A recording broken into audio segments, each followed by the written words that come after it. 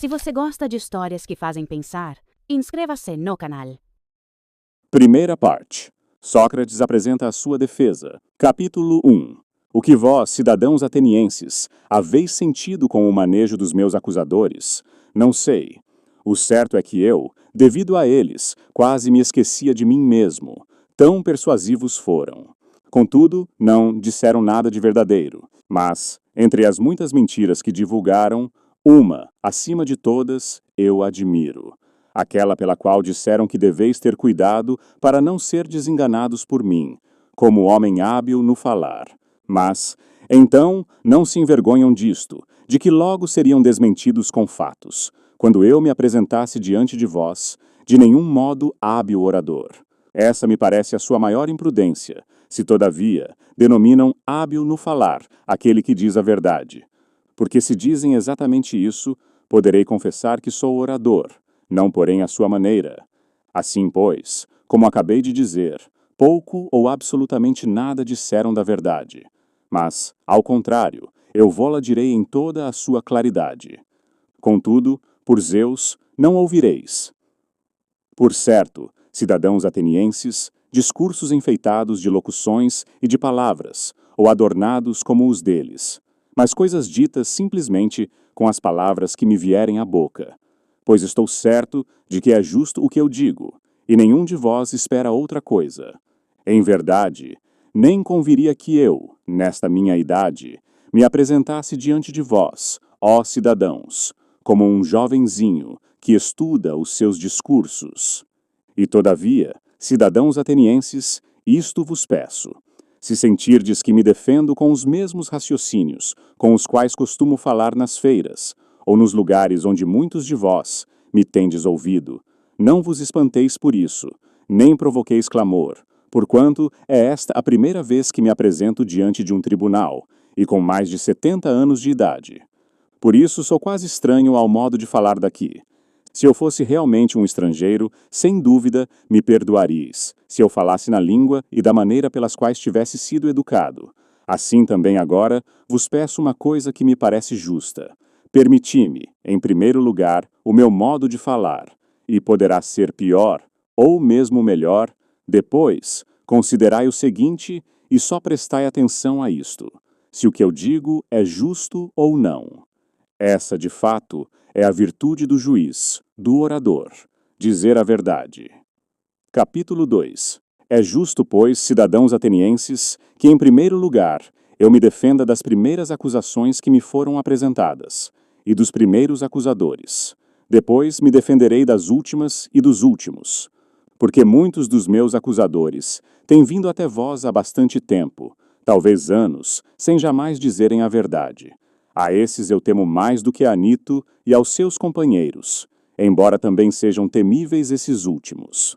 Mais temíveis, porém, são os primeiros, ó cidadãos, os quais, tomando a maior parte de vós, desde crianças, vos persuadiam e me acusavam falsamente, dizendo: vos que há um tal Sócrates, homem douto, especulador das coisas celestes e investigador das subterrâneas, e que torna mais forte a razão mais fraca. Esses, cidadãos atenienses, que divulgaram tais coisas, são os acusadores que eu temo, pois aqueles que os escutam julgam que os investigadores de tais coisas não acreditam nem mesmo nos deuses. Esses acusadores são muitos e me acusam há muito tempo, e, além disso, vos falavam naquela idade em que mais facilmente podíeis dar crédito, quando éreis crianças e alguns de vós, ainda muito jovens, acusando-me com pertinaz tenacidade, sem que ninguém me defendesse. E o que é mais absurdo é que não se pode saber nem dizer os seus nomes, exceto, talvez, algum comediógrafo. Por isso, quantos, por inveja ou calúnia, vos persuadiam, e os que, convencidos, procuravam persuadir a outros, são todos, por assim dizer, inabordáveis. Porque não é possível fazê-los comparecer aqui, nem refutar nenhum deles, mas devo eu mesmo me defender, quase combatendo com sombras, sem que ninguém me responda. Admiti, também vós, como eu digo, que os meus acusadores são de duas espécies, uns que me acusaram recentemente, outros há muito, e dos quais estou falando. E convinde que devo me defender primeiramente destes, porque também vós os ouvistes acusar-me em primeiro lugar, e durante muito mais tempo que estes outros últimos. Então, cidadãos atenienses, devo defender-me e procurar remover de vossa mente, em tão rápida hora, a má opinião acolhida por vós durante tanto tempo. Eu desejaria consegui-lo, e seria o melhor, para vós e para mim, se defendendo-me, obtivesse algum proveito. Mas vejo a coisa difícil, e bem percebo por quê. De resto, seja como Deus quiser, agora é preciso obedecer à lei e me defender. Capítulo 3. Prossigamos, pois, e vejamos de início qual é a acusação, de onde nasce a calúnia contra mim, baseado neste processo que Meleto me moveu. Ora bem, o que diziam os caluniadores ao caluniar-me? É necessário ler a ata da acusação jurada por esses acusadores. Sócrates comete crime e perde a sua obra, investigando as coisas terrenas e as celestes, e tornando mais forte a razão mais débil, e ensinando isso aos outros. Eis, mais ou menos, a acusação. É isso já vistes na comédia de Aristófanes, onde aparece aqui e ali um Sócrates que diz caminhar pelos ares e exibe muitas outras tolices, das quais não entendo nem muito, nem pouco. E não digo isso por desprezar tal ciência, se é que há alguma sabedoria nela.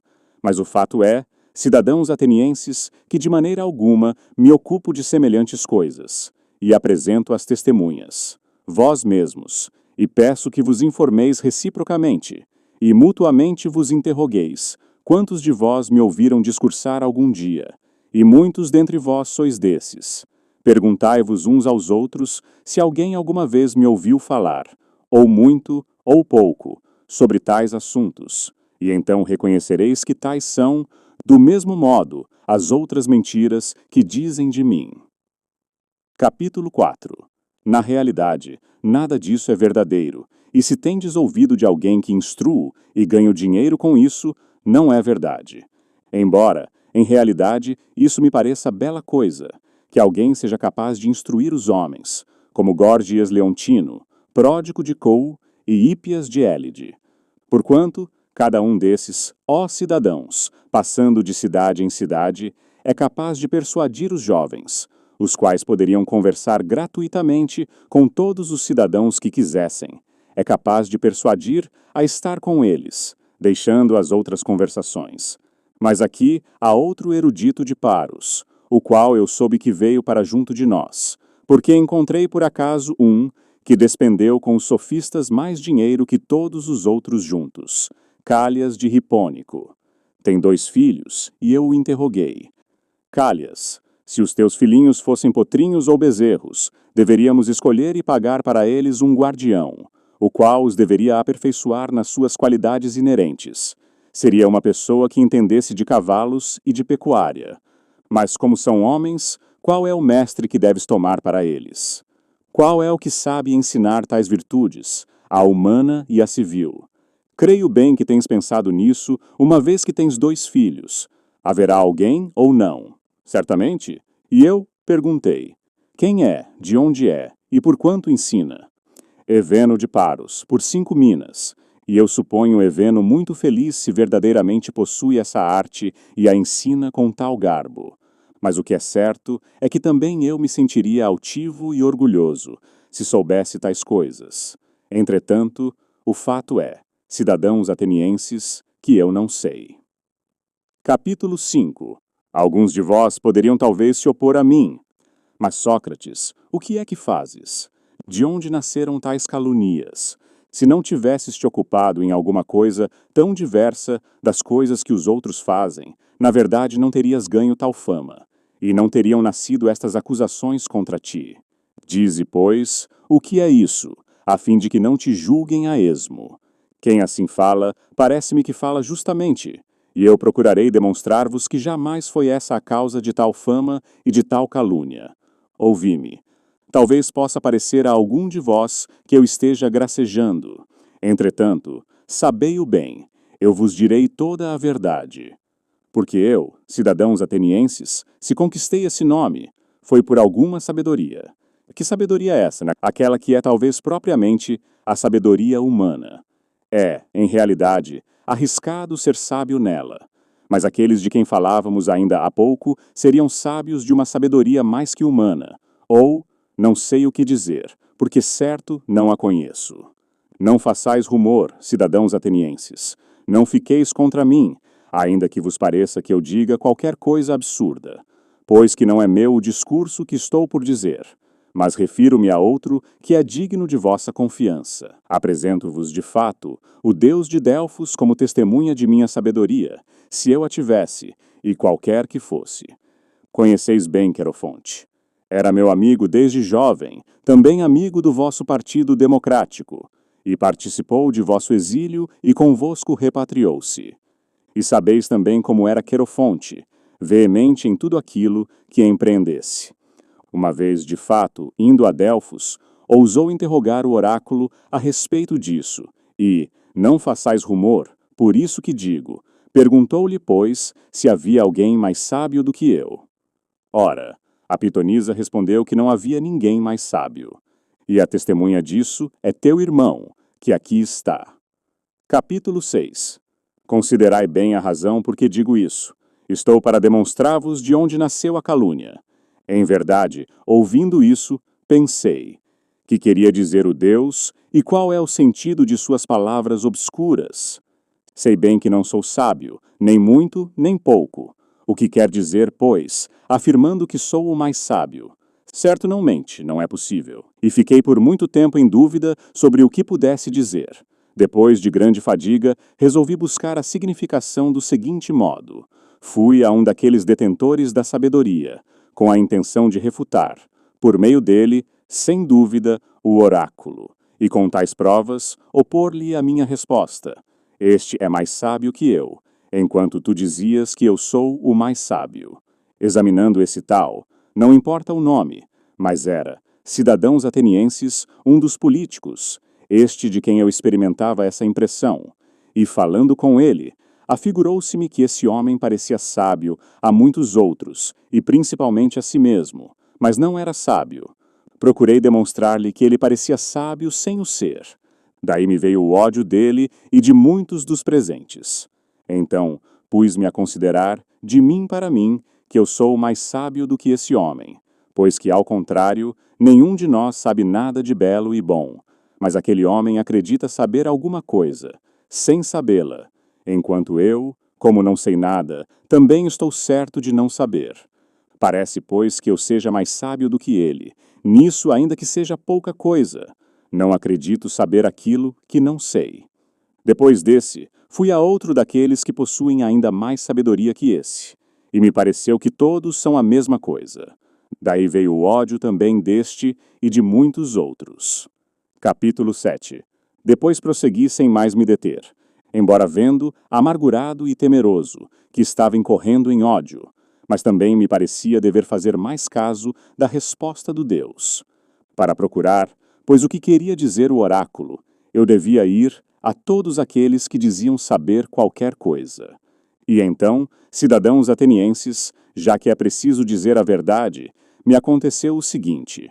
Procurando segundo o dedo do Deus, pareceu-me que os mais estimados eram quase privados do melhor, e que, ao contrário, os outros, reputados ineptos, eram homens mais capazes, quanto à sabedoria. Ora, é preciso que eu vos descreva os meus passos, como de quem se cansava para que o oráculo se tornasse acessível a mim. Depois dos políticos, fui aos poetas trágicos, e dos ditirâmbicos fui aos outros, convencido de que, entre esses, eu seria de fato apanhado como mais ignorante do que eles. Tomando, pois, os seus poemas, dentre os que me pareciam os mais bem feitos, eu lhes perguntava o que queriam dizer, para aprender também alguma coisa com eles. Agora, ó cidadãos, eu me envergonho de vos dizer a verdade, mas também devo manifestá-la, pois que estou para afirmar que todos os presentes teriam discorrido sobre tais versos quase melhor do que aqueles que os haviam feito. Em poucas palavras direi ainda, em relação aos trágicos, que não faziam por sabedoria aquilo que faziam, mas por certa natural inclinação e intuição, assim como os adivinhos e os vates. E, em verdade, embora digam muitas e belas coisas, não sabem nada daquilo que dizem. O mesmo me parece acontecer com os outros poetas, e também me recordo de que eles, por causa das suas poesias, acreditavam-se homens sapientíssimos, ainda em outras coisas, nas quais não eram. Por essa razão, então andei pensando que nisso eu os superava, pela mesma razão que superava os políticos. Capítulo 8. Por fim, também fui aos artífices, porque estava persuadido de que, por assim dizer, nada sabiam, e, ao contrário, tenho que dizer que os achei instruídos em muitas e belas coisas. Em verdade, nisso me enganei. Eles, de fato, sabiam aquilo que eu não sabia, e eram muito mais sábios do que eu. Mas, cidadãos atenienses, parece-me que também os artífices tinham o mesmo defeito dos poetas. Pelo fato de exercitar bem a própria arte, cada um pretendia ser sapientíssimo também nas outras coisas de maior importância, e esse erro obscurecia o seu saber. Assim, eu ia interrogando a mim mesmo, a respeito do que disse o oráculo, se devia mesmo permanecer como sou, nem sábio da sua sabedoria, nem ignorante da sua ignorância, ou ter ambas as coisas, como eles o têm. Em verdade, respondo a mim e ao oráculo, que me convém ficar como sou. Capítulo 9. Ora, dessa investigação, cidadãos atenienses, me vieram muitas inimizades, e tão odiosas e graves, que delas se derivaram outras tantas calúnias, e me foi atribuída a qualidade de sábio, pois que, a cada instante, os presentes acreditam que eu seja sábio naquilo em que refuto os outros. Do contrário, ó cidadãos, o Deus é que poderia ser sábio de verdade, ao dizer, no oráculo, que a sabedoria humana é de pouco ou nenhum preço. E parece que não tenha querido dizer isso de Sócrates, mas que se tenha servido do meu nome, tomando-me, por exemplo, como se dissesse: aqueles dentre vós, ó homens, são sapientíssimos os que, como Sócrates, tenham reconhecido que, em realidade, não tem nenhum mérito quanto à sabedoria. Por isso, ainda agora procuro e investigo segundo a vontade do Deus, se algum dos cidadãos e dos forasteiros me parece sábio, e quando não, indo em auxílio do Deus, demonstro-lhe que não é sábio. E, ocupado em tal investigação, não tenho tido tempo de fazer nada apreciável, nem nos negócios públicos, nem nos privados, mas encontro-me em extrema pobreza, por causa do serviço do Deus.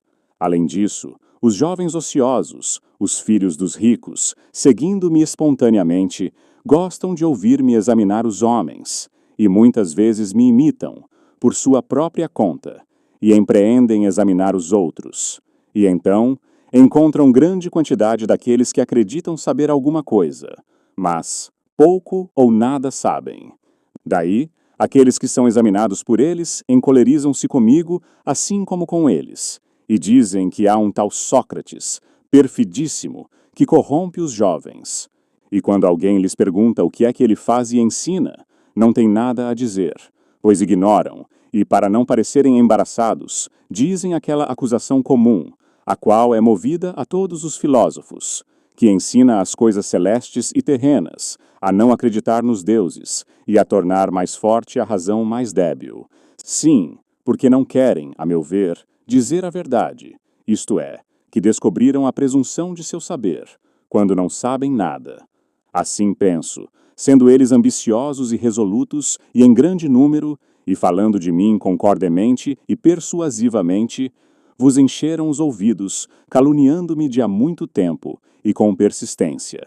Entre esses, arremessaram-se contra mim Meleto, Anito e Licon. Meleto pelos poetas, Anito pelos artífices, Licon pelos oradores. De modo que, como eu dizia no princípio, ficaria maravilhado se conseguisse, em tão breve tempo, tirar do vosso ânimo a força dessa calúnia, tornada tão grande. Eis a verdade, cidadãos atenienses, e eu falo sem esconder nem dissimular nada de grande ou de pequeno. Saibam, quantos o queiram, que por isso sou odiado, é que digo a verdade, e que tal é a calúnia contra mim, e tais são as causas. E tanto agora como mais tarde, ou em qualquer tempo, podereis considerar estas coisas. são como digo. Capítulo 10. É suficiente, pois, esta minha defesa diante de vós, contra a acusação movida a mim pelos primeiros acusadores. Agora procurarei defender-me de Meleto, homem de bem e amante da pátria, como dizem, e um dos últimos acusadores. Voltemos, portanto, ao ato de acusação, jurado por ele, como por outros acusadores. É mais ou menos assim. Sócrates comete crime corrompendo os jovens e não considerando como deuses os deuses que a cidade considera, porém outras divindades novas. Esta é a acusação. Examinemo-la agora, em todos os seus vários pontos. Diz, primeiro, que cometo crime, corrompendo jovens. Ao contrário, eu digo, cidadãos atenienses, Meleto é quem comete crime, porque brinca com coisas graves, conduzindo com facilidade os homens ao tribunal, aparentando ter cuidado e interesse por coisas em que de fato nunca pensou. Procurarei mostrar-vos que é assim como digo. Capítulo 11. Agora, diz-me, Meleto, não é verdade que te importa bastante que os jovens se tornem cada vez melhores, tanto quanto possível? Sim, é certo. Vamos, pois, diz-lhes quem os torna melhores. É claro que tu o deves saber, sendo coisa que te preocupa, tendo de fato encontrado quem os corrompe, como afirmas, uma vez que me trouxeste aqui e me acusas. Continua, fala e indica-lhes quem os torna melhores. Vê, Meleto, calas e não sabes o que dizer. E, ao contrário, não te parece vergonhoso e suficiente prova do que justamente eu digo, que nunca pensaste em nada disso. Mas diz, homem de bem, quem os torna melhores? As leis? Mas não pergunto isso, ótimo homem, mas qual o homem que sabe, em primeiro lugar, isso exatamente, as leis? Aqueles, Sócrates, os juízes. Como, Meleto, esses são capazes de educar os jovens e os tornar melhores? Como não? Todos, ou alguns apenas, e outros não. Todos. Muito bem respondido, por era. Vê quanta abundância de pessoas úteis. Como? Também estes que nos escutam tornam melhores os jovens, ou não? Também estes. E os senadores? Também os senadores? É assim, Meleto. Não corrompem os jovens os cidadãos da Assembleia, ou também todos esses os tornam melhores? Também esses. Assim, pois, todos os homens, como parece, tornam melhores os jovens, exceto eu. Só eu corrompo os jovens, não é isso? Isso exatamente afirmo de modo conciso. Oh, que grande desgraça descobriste em mim! E responde-me, será assim também para os cavalos? Que aqueles que os tornam melhores são todos os homens, e que só um os corrompe? Ou será o contrário, que um só é capaz de os tornar melhores, e bem poucos aqueles que entendem de cavalos, e os mais, quando querem manejá-los e usá-los, os estragam. Não é assim, Meleto, para os cavalos como para todos os animais? Sim, certamente, ainda que tu e Anito o neguem ou afirmem. Pois seria uma grande fortuna para os jovens que um só os corrompesse e os outros lhe fossem todos úteis. Mas em realidade, Meleto, mostraste o suficiente que jamais te preocupaste com os jovens, e claramente revelaste o teu desmazelo, e que nenhum pensamento te passou pela mente, disto que me acusas. Capítulo 12. E agora, diz-me por Zeus, Meleto, o que é melhor? Viver entre virtuosos cidadãos ou entre malvados? Responde, meu caro. Não te pergunto uma coisa difícil. Não fazem os malvados alguma maldade aos que são seus vizinhos, e alguns benefícios os bons? Certamente. E haverá quem prefira receber malefícios a ser auxiliado por aqueles que estão com ele? Responde, porque também a lei manda responder. Há os que gostam de ser prejudicados? Não, por certo. Vamos, pois tu me acusas como pessoa que corrompe os jovens e os torna piores, voluntariamente ou involuntariamente. Para mim, voluntariamente. Como, Meleto? Tu, na tua idade, és mais sábio do que eu, tão velho, sabendo que os maus fazem sempre mal aos mais próximos e que os bons fazem bem. Eu, pois, cheguei a tal grau de ignorância que não sei nem isso. Que se tornasse maus alguns daqueles que estavam comigo, correria o risco de receber dano, se é que faço um tão grande mal, como dizes. Não creio em ti, Meleto, quanto a isso, e ninguém tampouco acredita, penso eu. Mas, ou não os corrompo, ou, se os corrompo, é involuntariamente, e em ambos os casos mentiste. E se os corrompo involuntariamente, não há leis que mandem trazer aqui alguém, por tais fatos involuntários, mas há as que mandam conduzi-lo em particular, instruindo-o, advertindo-o. É claro que se me convencer, cessarei de fazer o que estava fazendo sem querer.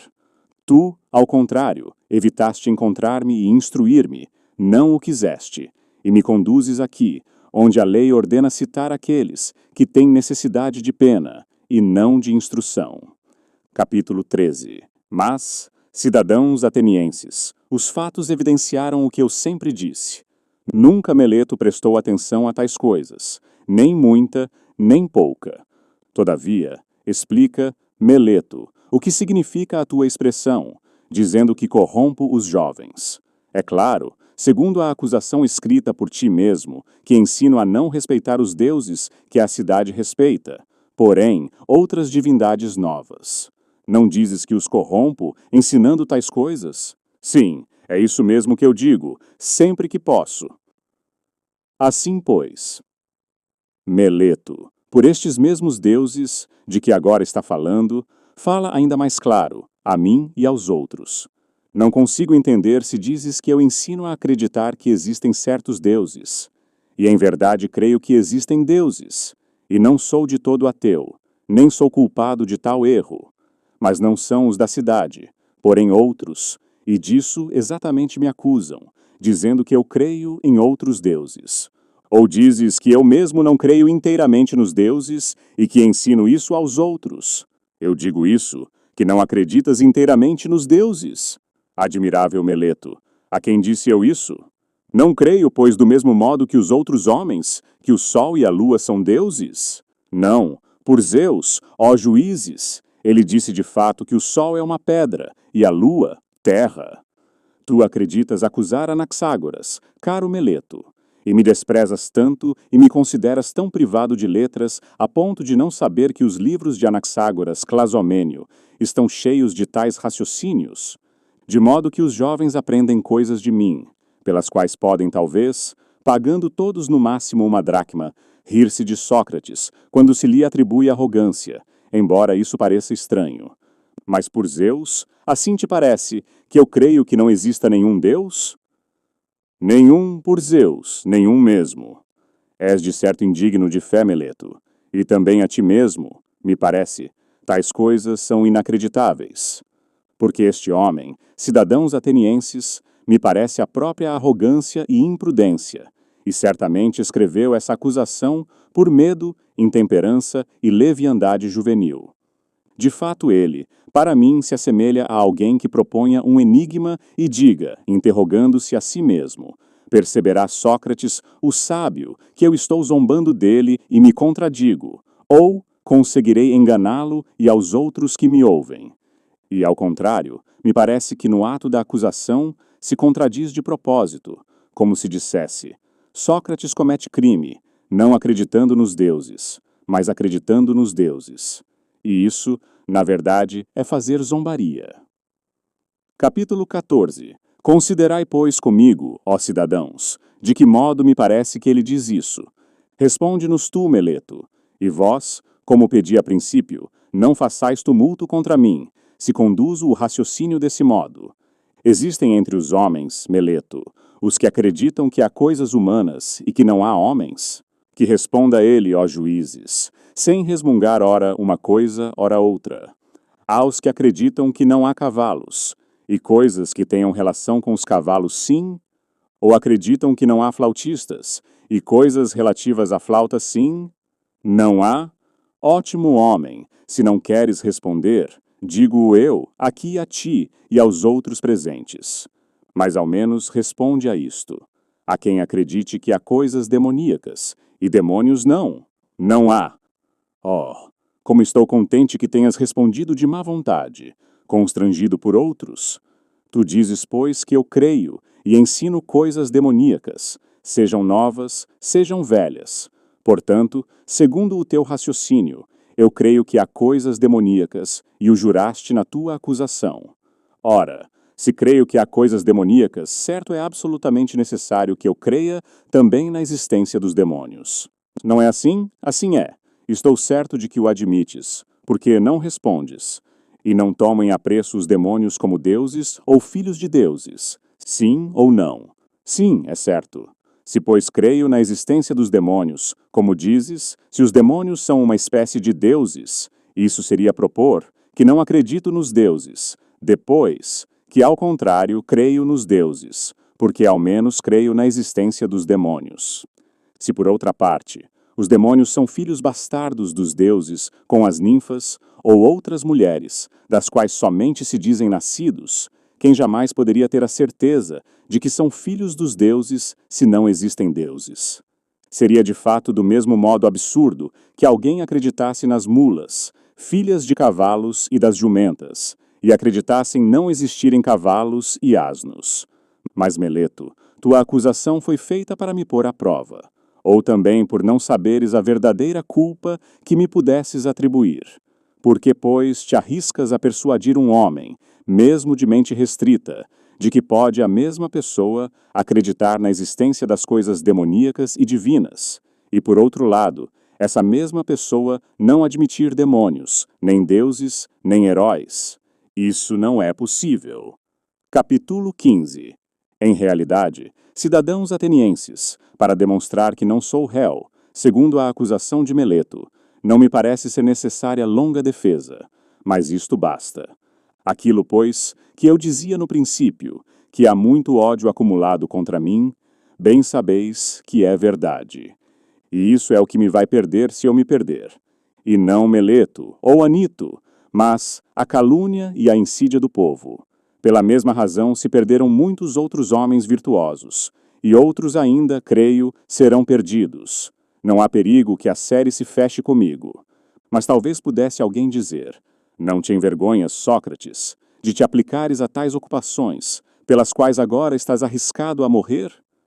A isso porei justo raciocínio, e é o seguinte: não estás falando bem, meu caro, se acreditas que um homem, de qualquer utilidade, por menor que seja, deva fazer caso dos riscos de viver ou morrer, e, ao contrário, só deve considerar uma coisa: quando fizer o que quer que seja, deve considerar se faz coisa justa ou injusta, se está agindo como homem virtuoso ou desonesto. Porquanto, segundo a tua opinião, seriam desprezíveis todos aqueles semideuses que morreram em Troia. E, com eles, o filho de Tétis, o qual, para não sobreviver à vergonha, desprezou de tal modo o perigo que, desejoso de matar Heitor, não deu ouvidos à predição de sua mãe, que era uma deusa, a qual lhe deve ter dito mais ou menos isto: filho, se vingares a morte de teu amigo Patroclo e matares Heitor, tu mesmo morrerás, porque imediatamente depois de Heitor, o teu destino estará terminado. Ouviu tais palavras, não fez nenhum caso da morte e dos perigos, e temendo muito mais o viver ignóbil e não vingar os amigos, disse: morra eu imediatamente depois de ter punido o culpado, para que não permaneça aqui como objeto de riso, junto das minhas naus recurvas, inútil fardo da terra. Crês que tenha feito caso dos perigos e da morte? Porque em verdade assim é, cidadãos atenienses. Onde quer que alguém tenha colocado, reputando o melhor posto, ou, se for ali colocado pelo comandante, tem necessidade, a meu ver, de ir firme ao encontro dos perigos, sem se importar com a morte ou com coisa alguma, a não ser com as torpezas. Capítulo 16. Gravíssimo erro deveria considerar cidadãos atenienses, quando os comandantes, por vós eleitos para me dirigirem, me assinalaram um posto em Potideia, em Anfípolo, em Délio, não ter ficado eu, onde me colocaram como qualquer outro e correndo perigo de morte. Quando, pois, o Deus me ordenava, como penso e estou convencido, que eu devia viver filosofando e examinando a mim mesmo e aos outros, então eu, se temendo a morte ou qualquer outra coisa, tivesse abandonado o meu posto, isso seria deveras intolerável. Nesse caso, com razão, alguém poderia conduzir-me ao tribunal e acusar-me de não acreditar na existência dos deuses, desobedecendo ao oráculo, e temendo a morte, e reputando-me sábio sem o ser. Pois que, ó cidadãos, o temer da morte não é outra coisa que parecer ter sabedoria, não tendo. É de fato parecer saber o que não se sabe. Ninguém sabe, na verdade, se por acaso a morte não é o maior de todos os bens para o homem. E entretanto todos a temem, como se soubessem, com certeza, que é o maior dos males. E o que é senão ignorância, de todas a mais reprovável, acreditar saber aquilo que não se sabe. Eu, por mim, ó cidadãos, talvez nisso seja diferente da maioria dos homens. Eu diria isto: não sabendo bastante das coisas do Hades, delas não fugirei. Mas fazer injustiça, desobedecer a quem é melhor e sabe mais do que nós, seja Deus, seja homem, isso é que é mal e vergonha. Não temerei nem fugirei das coisas que não sei se por acaso são boas ou más. Anito disse que ou não se devia, desde o princípio, trazer-me aqui, ou, uma vez que me trouxeram, não ser possível deixarem de me condenar à morte, afirmando que se eu me salvasse, imediatamente os vossos filhos, seguindo os ensinamentos de Sócrates, estariam de fato corrompidos. Mas, se me absolvesseis, não cedendo a Anito, se me dissesseis: Sócrates, agora não damos crédito a Anito, mas te absolveremos, contanto que não te ocupes mais dessas tais pesquisas e de filosofar, porque se fores apanhado ainda a fazer isso, morrerás. Se, pois, me absolvesseis sob tal condição, eu vos diria: cidadãos atenienses, eu vos respeito e vos amo, mas obedecerei aos deuses em vez de obedecer a vós. E enquanto eu respirar e estiver na posse de minhas faculdades, não deixarei de filosofar e de vos exortar ou de instruir cada um, quem quer que seja que vier à minha presença, dizendo-lhe, como é meu costume: ótimo homem, tu que és cidadão de Atenas, da cidade mais famosa pelo saber e pelo poder, não te envergonhas de fazer caso do dinheiro, da glória e das honrarias, e depois não fazer caso e nada te importares com a sabedoria, nem com a verdade. Se algum de vós protestar e prometer cuidar, não o deixarei já, nem irei embora, mas o interrogarei e o examinarei, e o convencerei, e em qualquer momento que pareça que não possui virtude, convencido de que a possuo, o reprovarei, porque faz pouquíssimo caso das coisas de grandíssima importância e grande caso das parvoíces. E isso o farei com quem quer que seja que me apareça, seja jovem ou velho, forasteiro ou cidadão, tanto mais com os cidadãos, quanto mais me sejam vizinhos por nascimento.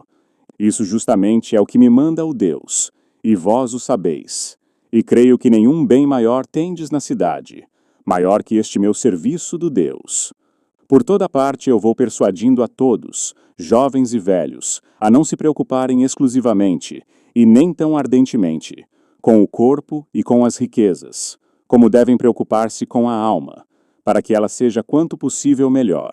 E vou dizendo que a virtude não nasce da riqueza, mas da virtude vem, aos homens, as riquezas e todos os outros bens, tanto públicos como privados. Se falando assim, eu corrompo os jovens, tais raciocínios são prejudiciais. Mas se alguém disser que digo outras coisas que não essas, não diz a verdade.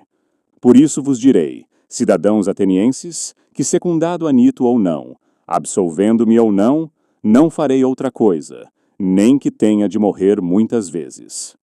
Capítulo 17. Não façais rumor, cidadãos atenienses, mas perseverai no que vos estou dizendo, isto é, não vocifereis pelas coisas que vos digo, mas ouvi-me, pois escutando-me, penso que tirareis proveito.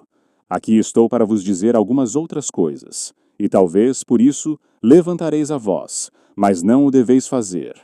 Sabei-o bem, se me condenais a morrer, a mim que sou tal como eu digo, não causareis maior dano a mim que vós mesmos. E de fato, nem Meleto, nem Anito me poderiam fazer mal em coisa em alguma. Isso jamais seria possível, pois que não pode acontecer que um homem melhor receba dano de um pior. É possível que me mandem matar, ou me exilem, ou me tolham os direitos civis, mas provavelmente eles ou quaisquer outros reputam tais coisas como grandes males, ao passo que eu não considero assim, e, ao contrário, considero muito maior mal fazer o que agora eles estão fazendo, procurando matar injustamente um homem. Ora, pois, cidadãos atenienses, estou bem longe de me defender por amor a mim mesmo, como alguém poderia supor, mas por amor a vós, para que, condenando-me, não tenhais de cometer o erro de repelir o dom de mim que vos fez o Deus. Pois que se me mandares matar, não encontrareis facilmente outro igual, que pode parecer ridículo dizê-lo, tenha sido adaptado pelo Deus à cidade. Do mesmo modo, como a um cavalo grande e de pura raça, mas um pouco lerdo pela sua gordura, é aplicada a necessária esporada para sacudi-lo. Assim, justamente me parece que o Deus me aplicou à cidade, de maneira que, despertando cada um de vós, e persuadindo-vos, e desaprovando-vos, não deixo de vos esporar os flancos, por toda a parte, durante todo o dia. E outro parecido, não tereis tão facilmente, cidadãos. Mas, se me ouvisseis, me pouparíeis. É possível que vós irritados, como aqueles que são despertados quando no melhor do dono, repelindo-me para condescender com Anito, levianamente me condeneis à morte, para dormirdes o resto da vida, se entretanto o Deus, pensando em vós, não vos mandar algum outro. Que eu seja um homem cuja qualidade é a de ser um dom feito pelo Deus, à cidade, podereis deduzir do seguinte: não é, na verdade, do homem, eu ter descuidado das minhas coisas, resignando-me por tantos anos a me descuidar dos negócios domésticos para acudir sempre aos vossos, aproximando-me sempre de cada um de vós, em particular, como um pai ou irmão mais velho, persuadindo-vos a vos preocupardes com a virtude. Se em verdade disto eu obtivesse qualquer coisa e recebesse compensação de tais advertências, teria uma razão. Mas agora vós mesmos vedes que os acusadores, tendo acusado a mim, com tanta imprudência, de tantas outras coisas, não foram capazes de apresentar uma testemunha de que eu tenha contratado ou pedido alguma recompensa. Pois bem, apresento um testemunho suficiente do que digo, a minha pobreza. Capítulo 18. Mas poderia talvez parecer estranho que eu, andando daqui para lá, me cansasse dando em particular esses conselhos, e depois, em público, não ousasse, subindo diante do vosso povo, aconselhar a cidade. A causa disso é a que em várias circunstâncias eu vos disse muitas vezes. A mim me acontece qualquer coisa de divino e demoníaco. Isso justamente Meleto escreveu também no ato da acusação, zombando de mim. E tal fato começou comigo em criança. Ouço uma voz, e toda vez que isso acontece ela me desvia do que estou a pique de fazer, mas nunca me leva à ação. Ora, é isso que me impede de me ocupar dos negócios do Estado. E até me parece que muito a propósito mo impede, porquanto, sabei-o bem, cidadãos atenienses, se eu, há muito tempo, tivesse empreendido ocupar-me com os negócios do Estado, há muito tempo já estaria morto, e não teria sido útil em nada, nem a vós, nem a mim mesmo. E não vos encolerizeis comigo, porque digo a verdade. Não há nenhum homem que se salve, se quer opor-se, com franqueza, a vós ou a qualquer outro povo, e impedir que muito ato contrário à justiça e às leis se pratique na cidade. E não há outro caminho. Quem combate verdadeiramente pelo que é justo, se quer ser salvo por algum tempo, deve viver a vida privada, nunca meter-se nos negócios públicos. Disso vos poderei dar grandes provas, não palavras, mas o que prezei, fatos. Ouvi, pois, de minha boca o que me aconteceu, para que não saibais que não há ninguém a quem eu tenha feito concessões com desprezo da justiça e por medo da morte, e que, ao mesmo tempo, por essa recusa de toda concessão, deverei morrer. Dir-vos-ei, talvez coisas comuns e pedantescas, mas verdadeiras. De fato, cidadãos atenienses, não tenho mais nenhum cargo público na cidade, mas fui senador. E, a nossa antiquoida coube por sorte a Pritânia, quando quisestes que aqueles 10 estrategistas, que não haviam recolhidos os mortos e os náufragos da batalha naval, fossem julgados coletivamente, contra a lei, no que todos vós conviestes. Então somente eu, dos pritanos, me opus a vós, não querendo agir em oposição à lei, e votei contra. E embora os oradores estivessem prontos a me acusar e me prender, e vós os encorajasseis vociferando, mesmo assim, achei que me convinha mais correr perigo com a lei e com o que era justo, do que, por medo do cárcere e da morte, estar convosco, vós que deliberáveis o injusto. Isso acontecia quando a cidade era ainda governada pela democracia. Quando veio a oligarquia, os 30, novamente tendo me chamado, em quinto lugar, ao tolo, ordenaram-me que fosse a Salamina buscar o leão Salamínio, para que fosse morto. Muitos fatos desse gênero tinham sido ordenados a muitos outros, com o fim de cobrir de infâmia quanto pudessem. Também naquele momento, não com palavras, mas com fatos, demonstrei de novo que a morte não me importava, ou me importava menos que um figo, eu diria se não fosse indelicado dizê-lo. Mas não fazer nada de injusto e de ímpio, isso sim, me importa acima de tudo. Pois aquele governo, embora tão violento, não me intimidou, para que fizesse alguma injustiça. Mas quando saímos de Tolo, os outros 4 foram a Salaminas e trouxeram leão, e eu, ao contrário, afastei-me deles e fui para casa. Naquela ocasião, eu teria sido morto, se o governo não fosse derrubado pouco depois. E disso tendes testemunhas em grande número, capítulo 19. Ora, julgais que eu teria vivido tantos anos se me tivesse aplicado aos negócios públicos e, procedendo como homem de bem, tivesse defendido as coisas justas e, como deve ser, tivesse dado a isso maior importância.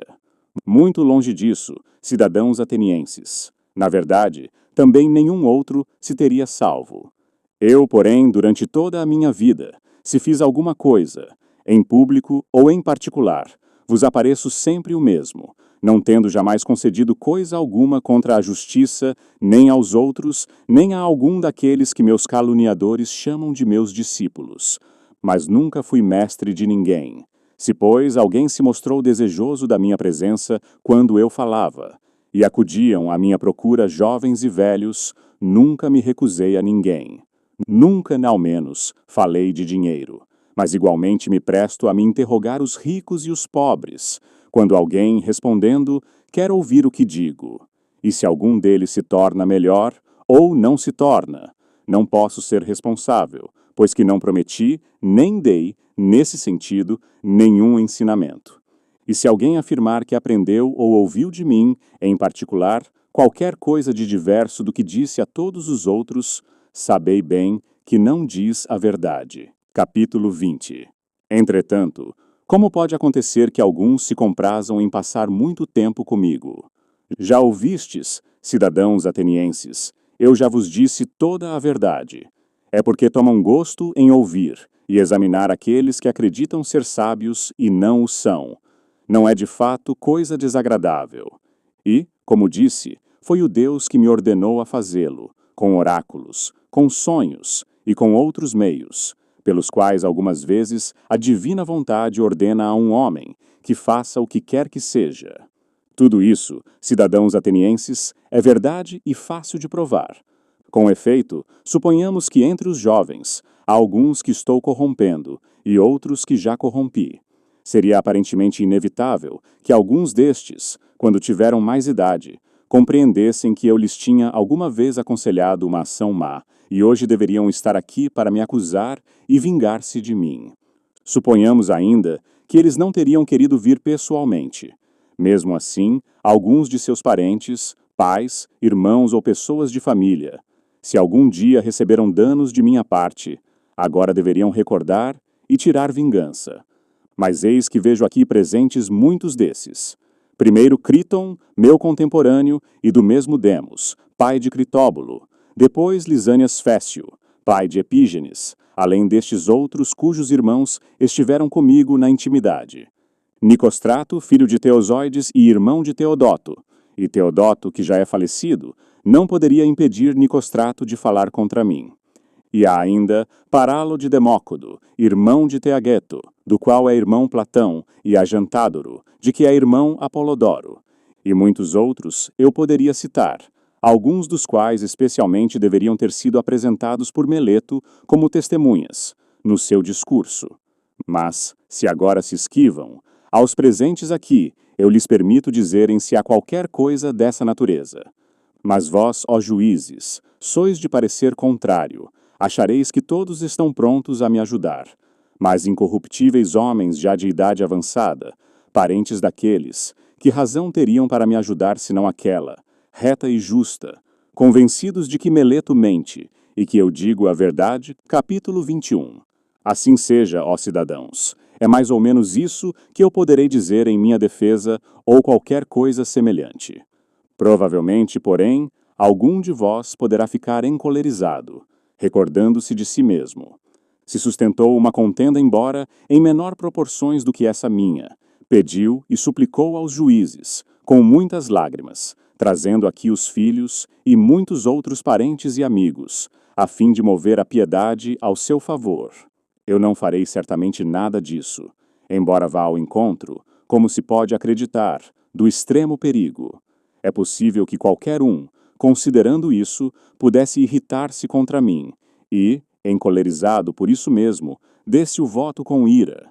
Se de fato algum de vós está em tal estado de alma, a mim me parece que poderei dizer-lhe o seguinte: também eu, meu caro, tenho uma família, e bem posso, como em Homero, dizer que não nasci de um carvalho nem de um rochedo, pois eu também tenho parentes e filhinhos, ó cidadãos atenienses, 3, um já jovenzinho e 2 meninas. Mas, contudo, não farei vir aqui nenhum deles para vos rogar a minha absolvição. Por que razão não farei nada disso? Não é por soberbia, ó atenienses, nem por desprezo que eu tenha por vós, mas que eu seja corajoso ao menos defronte à morte, isto é outra coisa. Tratando-se de honra, não me parece belo, nem para mim nem para vós. Para toda a cidade, que eu faça tal, na idade em que estou, e com este nome de sábio que me dão, seja ele merecido ou não. O fato é que me foi criada a fama de ser este Sócrates, em quem há alguma coisa pela qual se torna superior à maioria dos homens. Ora, se aqueles que entre nós têm a reputação de ser superiores aos demais, pela sabedoria, pela coragem ou por qualquer outro mérito procedessem de tal modo, seria bem feito. Frequentemente já notei essa atitude, quando são elas julgadas, em pessoas que, malgrado a reputação de homens de valor que têm, se entregam a extraordinárias manifestações, inspiradas pela ideia de que será coisa terrível ter de morrer, como se no caso em que vós não o mandasseis à morte, devessem eles ser imortais. São esses homens que, a meu ver, cobrem a cidade de vergonha, e que poderiam suscitar entre os estrangeiros a convicção daqueles que os próprios atenienses escolheram, de preferência, para serem os seus magistrados e para as demais dignidades, não se diferenciem das mulheres. É um procedimento, atenienses, que não deverá ser o vosso, quando possuirdes reputação em qualquer gênero de valor que seja, e que não deveis permitir seja o meu, caso eu tenha alguma reputação, pois o que deveis fazer é justamente que se compreenda isto, que aquele que se apresenta no tribunal, representando estes dramas lamentáveis, será mais certamente condenado por vós do que o que permanece tranquilo. Capítulo 22. Mas mesmo não fazendo caso da reputação, ó cidadãos, não me parece também justo suplicar aos juízes e evitar a condenação com rogos, mas iluminá-los e persuadi-los. Que o juiz não ceda já por isso, não dispense sentença a favor, mas a pronuncie retamente e jure condescender com quem lhe agrada, mas proceder segundo as leis. Por isso, nem nós devemos habituar-vos a proceder contra o vosso juramento, nem vós deveis permitir que nos habituemos a fazê-lo. Não espereis, cidadãos atenienses, que eu seja constrangido a fazer diante de vós coisas tais que não considero nem belas, nem justas, nem santas, especialmente agora, por Zeus, que sou acusado de impiedade por Meleto. É evidente que se com todo o vosso juramento eu vos persuadisse e com palavras vos forçasse, eu vos ensinaria a considerar que não existem deuses. E assim, enquanto me defendo, em realidade me acusaria, só pelo fato de não crer nos deuses. Mas a coisa está bem longe de ser assim, Porquanto, cidadãos atenienses, creio neles como nenhum dos meus acusadores, e encarrego a vós e ao Deus de julgar a mim, do modo que puder ser o melhor para mim e para vós. Segunda parte. Sócrates é condenado e sugere a sua sentença. Capítulo 23. A minha impassibilidade, cidadãos atenienses, diante da minha condenação, entre muitas razões, deriva também desta. Eu contava com isto, e até antes me espanto do número dos dois partidos. Por mim, não acreditava que a diferença fosse assim de tão poucos, mas de muitos, pois se somente 30 fossem da outra parte, eu estaria salvo. Nota: dos 501 juízes, 280 a favor e 220 contra. De Meleto, ao contrário, estou livre, me parece ainda, e isso é evidente a todos. Se Anito e Licon não viessem aqui me acusar, Meleto teria sido multado em 1000 dracmas, não tendo obtido o quinto dos votos. Capítulo 24. Eles pedem, pois, para mim a pena de morte. Pois bem, atenienses, que contraproposta vos farei eu? A que mereço, não é assim? Qual, pois? Que pena ou multa mereço eu, que em toda a vida não repousei um momento, mas descuidando daquilo que todos têm em grande conta, a aquisição de riquezas e a administração doméstica, e os comandos militares, e as altas magistraturas, e as conspirações, e os partidos que surgem na cidade, conservei-me na realidade de ânimo bastante brando para que pudesse, fugindo de tais intrigas, me livrar delas, não indo aonde a minha presença não fosse de nenhuma vantagem, nem para vós, nem para mim mesmo. Voltava-me, ao contrário, para os lados aonde eu poderia levar, a cada um em particular, os maiores benefícios, procurando persuadir cada um de vós a não se preocupar demasiadamente com suas próprias coisas, antes que de si mesmo, para se tornar quanto mais honesto fosse possível, a não cuidar dos negócios da cidade antes que da própria cidade, e preocupar-se, assim do mesmo modo, com outras coisas. De que sou digno eu, tendo assim procedido? De um bem, cidadãos atenienses, se devo fazer uma proposta conforme o mérito, e um bem tal que me possa convir, e que convenha a um pobre benemérito que tem necessidade de estar em paz, para vos exortar ao caminho reto? Não há coisa que melhor convenha, cidadãos atenienses, que nutrir um tal homem às expensas do Estado, no Pritaneu. Merece-o bem mais que qualquer de vós que tenha sido vencedor nos Jogos Olímpicos, nas corridas de cavalos, de bigas ou quadrigas. Esse homem, porém, homem rico, não tem necessidade de que se cuide da sua subsistência, mas eu sim tenho necessidade. Portanto, se devo fazer uma proposta segundo a justiça, eis o que indico para mim: ser, às expensas do Estado, sustentado no Pritaneu. Capítulo 25. Ao contrário, talvez vos pareça que eu, ainda falando disso, o faça com arrogância, pouco mais ou menos como quando falava da consideração e dos rogos. Mas não é assim, cidadãos atenienses, antes é deste modo. Estou persuadido de que não ofendo ninguém por minha vontade, mas não vos posso persuadir também disto, porque o tempo em que estamos raciocinando juntos é brevíssimo, e eu creio que se as vossas leis, como as de outros povos, não decidissem um juízo capital em um dia, mas em muitos, vos persuadiria. Ora, não é fácil, em tão pouco tempo, destruir tão grandes calúnias. Estando, pois, convencido de não ter feito injustiça a ninguém, estou bem longe de fazê-la, a mim mesmo e dizer, em meu dano, que mereço um mal, e me assinalar um de tal sorte. Que devo temer? É possível que eu não tenha de sofrer a pena que me assinala Meleto, e que eu digo ignorar se será um bem ou mal. E, ao contrário disso, deverei escolher uma daquelas que sei bem ser um mal, e propor-me essa pena?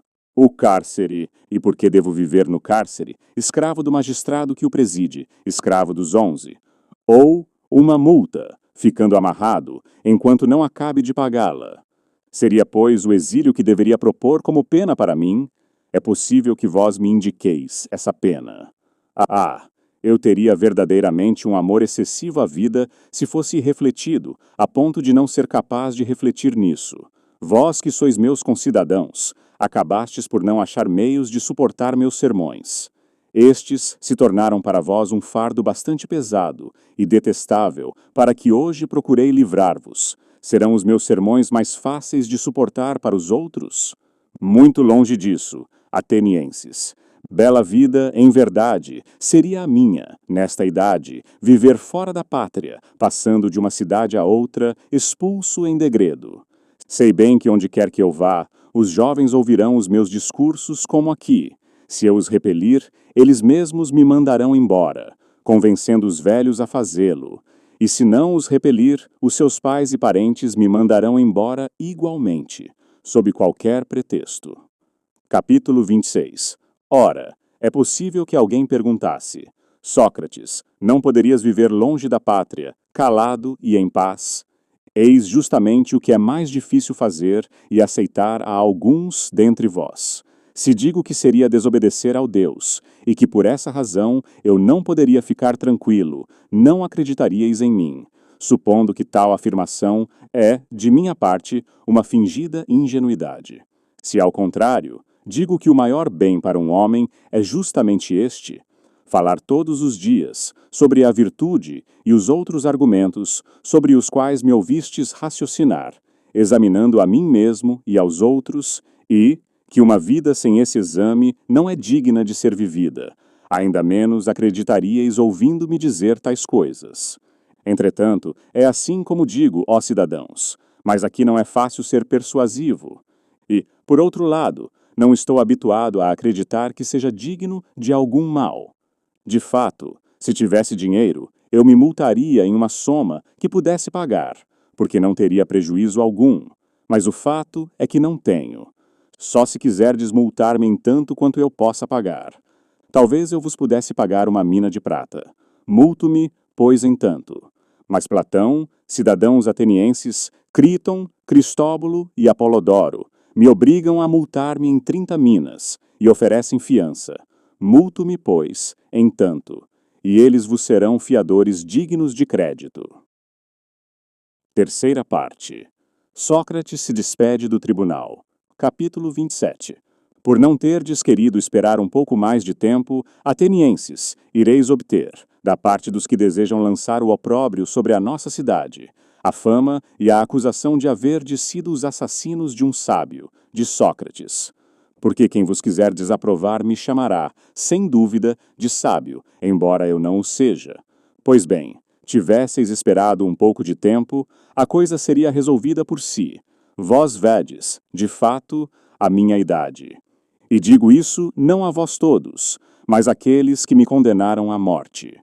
Digo, além disto, mais o seguinte a esses mesmos: é possível que tenhais acreditado, ó cidadãos, que eu tenha sido condenado por pobreza de raciocínios, com os quais eu poderia vos persuadir, se eu tivesse acreditado que era preciso dizer e fazer tudo para evitar a condenação. Mas não é assim. Caí por falta, não de raciocínios, mas de audácia e imprudência, e não por querer dizer-vos coisas tais que vos teriam sido gratíssimas de ouvir, choramingando, lamentando e fazendo e dizendo muitas outras coisas indignas, as quais, é certo, estáis habituados a ouvir de outros. Mas, nem mesmo agora, na hora deste grande perigo, eu faria nada de inconveniente. Nem mesmo agora me arrependo de me ter defendido como o fiz. Antes, prefiro mesmo morrer, tendo-me defendido deste modo, a viver daquele outro. Nem nos tribunais, nem no campo, nem a mim, nem a ninguém convém tentar todos os meios para fugir da morte. Até mesmo nas batalhas, de fato, é bastante evidente que se pode evitar morrer, jogando fora as armas e suplicando aos que perseguem. E muitos outros meios há, nos perigos individuais, para evitar a morte quando se ousa dizer e fazer alguma coisa. Mas, ó cidadãos, talvez o difícil não seja fugir da morte. Bem mais difícil é fugir da maldade, que corre mais veloz que a morte. E agora eu, preguiçoso como sou, e velho, fui apanhado pela mais lenta, enquanto os meus acusadores, válidos e lépidos, foram apanhados pela mais veloz, a maldade. Assim, eu me vejo condenado à morte por vós, condenados de verdade, que sois criminosos de improbidade e de injustiça. Eu estou dentro da minha pena, vós dentro da vossa. E talvez essas coisas devessem acontecer mesmo assim. E creio que cada qual foi tratado adequadamente. Capítulo 28. Agora, pois, quero vaticinar-vos o que se seguirá, ó vós que me condenastes, porque já estou no ponto em que os homens podem vaticinar, quando estão para morrer. Digo-vos de fato, ó cidadãos que me condenaram, que logo depois da minha morte virá uma vingança muito mais severa, por Zeus, do que aquela pela qual me tendes sacrificado. Fizestes isto acreditando subtrair-vos ao aborrecimento de terdes, de dar conta da vossa vida. Mas eu vos asseguro que tudo sairá ao contrário. Em maior número serão os vossos censores, que eu até agora contive, e vós reparastes. E tanto mais vos atacarão, quanto mais jovens forem, e disso tereis maiores aborrecimentos. Se acreditais, matando os homens, entreter alguns dos vossos críticos, não pensais bem. Esse modo de vos livrardes não é de certo eficaz nem belo, mas belíssimo e facílimo é não contrariar os outros, mas aplicar-se a se tornar, quanto se puder, melhor. Faço, pois, este vaticínio a vós que me condenastes. Chego ao fim. Capítulo 29.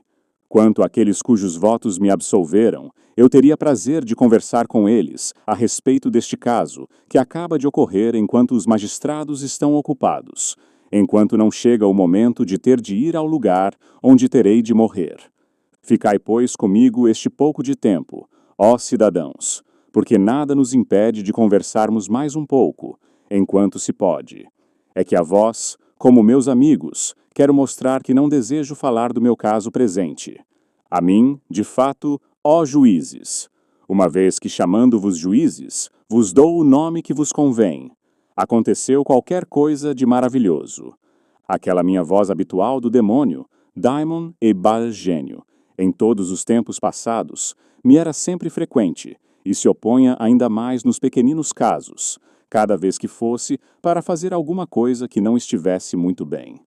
Ora, aconteceram-me estas coisas, que vós mesmos estáis vendo, e que, de certo, alguns julgariam e considerariam o extremo dos males. Pois bem, o sinal do Deus não se me opôs, nem esta manhã, ao sair de casa, nem quando vim aqui, ao tribunal, nem durante todo o discurso. Em todo este processo, não se opôs uma só vez, nem a um ato, nem a palavra alguma. Qual suponho que seja a causa? Eu vô-la direi. Em verdade, este meu caso pode ser um bem, e estamos longe de julgar retamente quando pensamos que a morte é um mal. E disso tenho uma grande prova, que por muito menos, normalmente, o meu gênio se me teria oposto, se não fosse para fazer alguma coisa de bem. Passemos a considerar a questão em si mesma, de como há grande esperança de que isso seja um bem. Porque morrer é uma ou outra destas duas coisas. Ou o morto não tem absolutamente nenhuma existência, nenhuma consciência do que quer que seja. Ou, como se diz, a morte é precisamente uma mudança de existência, e para a alma, uma migração deste lugar para um outro. Se de fato não há sensação alguma, mas é como um sono, a morte seria um maravilhoso presente. Creio que se alguém escolhesse a noite na qual tivesse dormido sem ter nenhum sonho, e comparasse essa noite às outras noites e dias de sua vida, e tivesse de dizer quantos dias e noites na sua vida havia vivido melhor, e mais docemente do que naquela noite, creio que não somente qualquer indivíduo, mas até um grande rei, acharia fácil escolher a esse respeito, lamentando todos os outros dias e noites. Assim, se a morte é isso, eu por mim a considero um presente, porquanto, desse modo, todo o tempo se resume a uma única noite. Se, ao contrário, a morte é como uma passagem deste para outro lugar, e se é verdade o que se diz que lá se encontram todos os mortos, qual o bem que poderia existir, ó juízes, maior do que este? Porque se chegarmos ao Hades, libertando-nos destes que se vangloriam serem juízes, havemos de encontrar os verdadeiros juízes, os quais nos diria que fazem justiça acolá, Monos e Radamante, Eaco e Triptolemo, e tantos outros deuses e semideuses que foram justos na vida.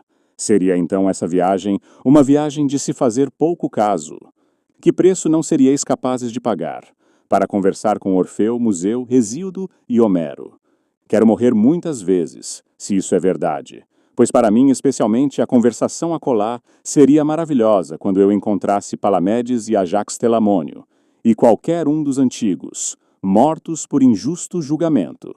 E não seria sem deleite, me parece, confrontar o meu com os seus casos, e o que é melhor, passar o tempo examinando e confrontando os de lá com os de cá, os últimos dos quais têm a pretensão de conhecer a sabedoria dos outros, e acreditam ser sábios sem o ser. A que preço, ó juízes, não se consentiria em examinar aquele que guiou o grande exército a Troia, Ulisses, Sísifo ou os incontáveis outros? Isso constituiria inefável felicidade. Com certeza aqueles de lá são mais felizes do que os de cá, mesmo porque são imortais, se é que o que se diz é verdade. Capítulo 30. Mas também vós, ó juízes, deveis ter boa esperança em relação à morte, e considerar esta única verdade, que não é possível haver algum mal para um homem de bem, nem durante a vida, nem depois da morte, e que os deuses não se interessam do que a ele concerne, e que, por isso mesmo, o que hoje aconteceu, no que a mim concerne, não é devido ao acaso, mas é a prova de que para mim era melhor morrer agora e ser libertado das coisas deste mundo. Eis também a razão porque a divina voz não me dissuadiu, e porque, de minha parte, não estou zangado com aqueles cujos votos me condenaram, nem contra meus acusadores. Não foi com esse pensamento, entretanto, que eles votaram contra mim, que me acusaram, pois acreditavam causar-me um mal. Por isto é justo que sejam censurados. Mas tudo o que lhes peço é o seguinte: quando os meus filhinhos ficarem adultos, atormentai-os como eu os vos atormentei, quando vos parecer que eles cuidam mais de riquezas e de honrarias do que da verdade. E se acreditarem ser qualquer coisa, não sendo nada, reprovai-os, como eu a vós. Não vos preocupeis com aquilo que não lhes é devido. E se fizerdes isso, terei de vós o que é justo, eu e os meus filhos. É a hora de irmos, eu para a morte, vós para as vossas vidas. Quem terá a melhor sorte? Só os deuses sabem. E finalizando, queremos agradecer por sua escuta atenta aqui no Acervo Audiobook. Se esta obra tocou você de alguma forma, deixe seu like, inscreva-se no canal e compartilhe com quem também ama a boa literatura. Até a próxima leitura.